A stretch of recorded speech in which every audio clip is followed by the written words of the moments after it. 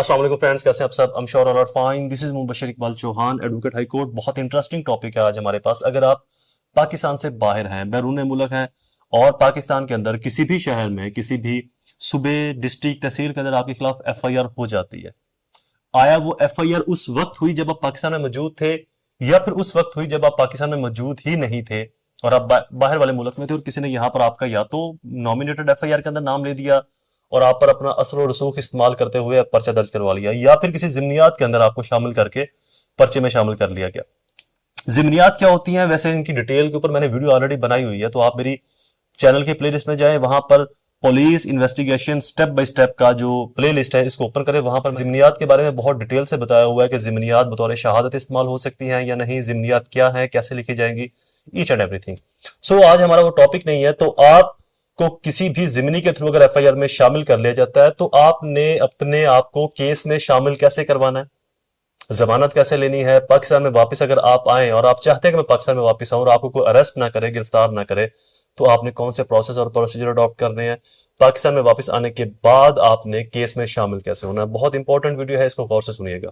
First of all, آپ نے پاکستان آنے سے پہلے اپنا جو بھی آپ کا کنسرننگ لائر ہوگا، وکیل صاحب ہوں گے، ان سے آپ نے رابطہ کر کے اپنی پروٹیکٹیو بیل فائل کرنی ہے. جو آپ نے پاکستان آنا اسے 1-2 دن پہلے آپ کی پروٹیکٹیو بیل فائل ہو جائے آپ کی بہاف پر. آپ کی بیوی، بھائی، بیٹا یا کوئی بھی شخص ہے جو آپ کا ریلیٹیو اس کی بہاف کے اوپر، تاکہ آپ کو ایئرپورٹ کے اوپر گرفتار نہ کیا جا سکے. پاکستان میں آئیں، پاکستان میں آنے کے بعد جو آپ کی متعلقہ کورٹ ہوگی یا جو متعلقہ عدالت ہے وہاں پر جائیں، وہاں پر آپ اپنی جا کر پری اریسٹ بیل فائل کریں. اگر آپ نے اس سے پہلے اپنی پری اریسٹ بیل فائل کر دی تھی اور آپ اس کو چھوڑ کر چلے گئے تو اس کا پروسیجر تھوڑا سا ڈیفرنٹ اور الگ ہوگا. اگر آپ نے کوئی بھی بیل اپلائی نہیں کی تھی تو فرسٹ بیل آپ کو پری اریسٹ اپلائی کرنی پڑے گی. وہ آپ کی کیا فیصلہ ہوتا ہے، کیا فیصلہ نہیں ہوتا. اگر آپ مفرور ہو چکے تھے، اشتہاری رہے ہیں، تو عام طور پر یہ سمجھا جاتا ہے کہ اشتہاری یا مفرور کو ریلیف نہیں ملتا. ایسی بات نہیں ہے. میری یوٹیوب چینل کی پلے لسٹ میں جائیں، وہاں پر ججمنٹ اینڈ سائٹیشن کی جو پلے لسٹ ہے اس کو اوپن کیجیے گا. وہاں پر میں نے مفرور، اشتہاری، کسی مقدمے میں سے، عدالت میں سے، پولیس اگر کسی کو اشتہاری کر دے تو کیا ان کی ضمانت ہو سکتی ہے؟ یس، ہو سکتی ہے. میں نے ان کے اوپر ڈیٹیل سے ویڈیوز بنائی ہوئی ہیں، ججمنٹس ریکارڈ کی ہوئی ہیں کہ ان ججمنٹس کو آپ پیش کر سکتے ہیں لوور کورٹس کے اندر کہ جناب honourable high court, supreme court کی ججمنٹ ہے کہ اگر کوئی شخص مفرور بھی تھا، اشتہاری بھی تھا، تب بھی اس کو ضمانت سے انکار نہیں کیا جا سکتا اگر اس کا case merit to fit for بیل بنتا ہے. تو لہٰذا ان ججمنٹس کو بھی آپ فالو اپ ضرور کیجیے گا اس پلے لسٹ کو اوپن کر کے.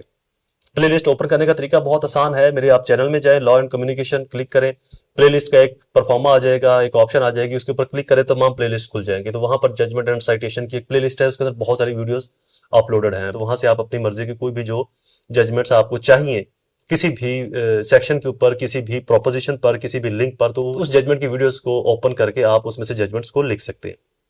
تو لہٰذا آپ یہ پلی لے سکتے ہیں کہ کوئی بھی مفرور یا اشتہاری اس وجہ سے اس کو بیل سے انکار نہیں کیا جا سکتا کہ جی وہ مفرور اور اشتہاری تھا، لہٰذا اس کو بیل دینا as a matter of right ہے اگر اس کا case merit to fit for بیل بنتا ہے. تو آپ وہاں پر پری ریسٹ بیل فائل کریں. امید ہے آپ کی بیل ہو جائے گی. اپنی جو گراؤنڈز ہیں، اپنی جو آرگومنٹیشن ہے، ان کو بہتر طریقے سے پریزنٹ کریں کورٹ کے سامنے تاکہ کورٹ کو آپ سیٹسفائیڈ کر سکیں کہ آپ فرسٹ کویشچن کہ آپ کو اس کیس میں نامینیٹ کیوں کیا گیا.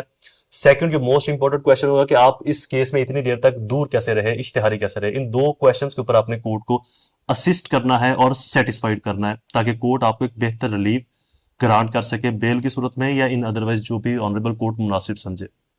تو اس طریقے سے آپ بغیر گرفتار ہوئے نہ صرف پاکستان میں آ سکتے ہیں بلکہ اپنی متعلقہ کورٹ تک بھی پہنچ کر آپ اپنے دفاع میں اپنی صفائی دے کر اپنے کیس کو اپنی فیور کے اندر ڈسچارج کروا سکیں، ایکوٹل کروا سکیں، ڈسمس کروا سکیں.